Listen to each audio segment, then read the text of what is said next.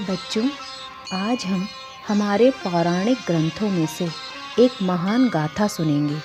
यह गाथा एक महर्षि की है जिन्होंने पर कल्याण अर्थात दूसरों के कल्याण के लिए अपनी देह सहित हड्डियों का दान कर दिया। वे त्यागी परोपकारी ऋषि हैं महर्षि दधीचि। महर्षि दधीचि ने क्यों अपनी संपूर्ण देह का दान किया, इसका क्या कारण था, वही इस कहानी के माध्यम से हम सुनेंगे। प्राचीन समय की बात है।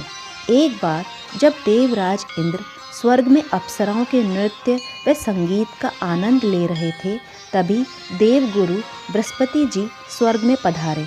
उस समय इंद्रदेव ने उठकर अपने गुरु का आदर सम्मान नहीं किया, अपितु उन्हें देखकर भी अनदेखा कर दिया। इस बात से देवगुरु बृहस्पति जी नाराज हो गए और वहाँ से चले गए। बच्चों, कहते हैं ना कि ईश्वर रूठे तो गुरु मना लेते हैं, परंतु गुरु रूठ जाए तो उन्हें मनाना असंभव है। इंद्रदेव ने अपने गुरु को मनाने की बहुत कोशिश की, परंतु बृहस्पति देव ने इंद्र को क्षमा नहीं किया। तब उस परिस्थिति का लाभ असुरों ने उठाया और स्वर्ग पर आक्रमण कर दिया। बिना गुरु के देवताओं की शक्ति हीन हो चुकी थी, अतः वे सभी असुरों से हार गए एवं अपने प्राण बचाकर वहां से भाग खड़े हुए। तब हारे हुए देवता ब्रह्मा जी के पास पहुँचे और उन्हें सारी बात बता दी। उनकी बात सुनकर परमपिता ब्रह्मा ने कहा कि हे इंद्रदेव, आपने अपने गुरु का अपमान करके उचित नहीं किया। बृहस्पति देव आपसे अत्यधिक क्रोधित हैं। अब जब तक उनका क्रोध शांत न हो जाए, आप विश्वरूप जी को अपना गुरु बनाइए। विश्वरूप जी त्वष्टा ऋषि व असुर माँ की संतान थे, अतः उनमें दोनों गुण थे।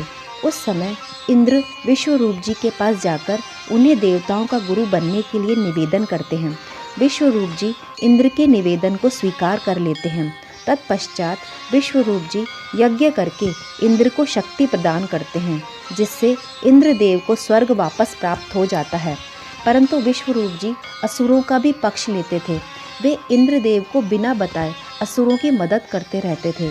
यह बात जब इंद्रदेव को मालूम हुई तो वे अत्यधिक क्रोधित हो गए और उन्होंने अपने ही गुरु विश्वरूप जी की हत्या कर दी, जिससे इंद्र को ब्रह्म हत्या का पाप भी लगा।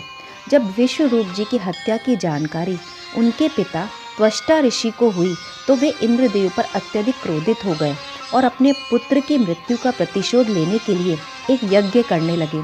इस यज्ञ के द्वारा त्वष्टा मुनि को इंद्र को मारने वाला एक पुत्र प्राप्त हुआ। एक ऐसा पुत्र जिसे अमरता का वरदान प्राप्त था। उसे संसार में कोई भी अस्त्र शस्त्र मानव व जीव मार नहीं सकता था। यहाँ तक कि त्रिदेव भी उसे नहीं मार सकते थे। त्वष्टा ऋषि के उस पुत्र का नाम वृत्रासुर रखा गया। बलशाली वृत्रासुर अपनी राक्षस सेना के साथ जगह जगह आक्रमण करता और हर जगह मार काट मचा देता।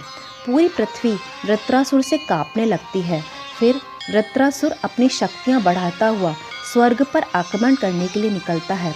वहाँ इंद्र व वृत्रासुर का भीषण युद्ध होता है, परंतु इंद्र का कोई भी अस्त्र शस्त्र वृत्रासुर को नहीं लगता। वृत्रासुर सभी शस्त्रों को तोड़कर फेंक देता है। उसके पश्चात वृत्रासुर इंद्र के वाहन ऐरावत हाथी के सिर पर अपनी मुष्टिका से वार करता है, जिससे ऐरावत की स्थिति बिगड़ने लगती है। तब घबराकर इंद्र अपने प्राणों को बचाते हुए युद्ध क्षेत्र से भाग जाते हैं। उसके पश्चात फिर से स्वर्ग पर राक्षसों का राज हो जाता है। इसके पश्चात इंद्रदेव अपने गुरु के पास जाते हैं और उन्हें स्वर्ग व पृथ्वी की सारी स्थिति बताते हैं और कहते हैं, गुरुदेव, मैं प्रायश्चित करने के लिए तैयार हूँ। आप कृपया अभी हमारी सहायता करिए। बच्चों, आगे की कहानी अगले भाग में सुनेंगे और जानेंगे कि क्या बृहस्पति देव इंद्रदेव की सहायता करते हैं एवं वृत्रासुर का आतंक बढ़ता है या उसे रोका जाता है। हम यह भी देखेंगे कि वृत्रासुर का अंत किस प्रकार हुआ और महर्षि दधीचि ने किस प्रकार पूरे ब्रह्मांड की रक्षा की।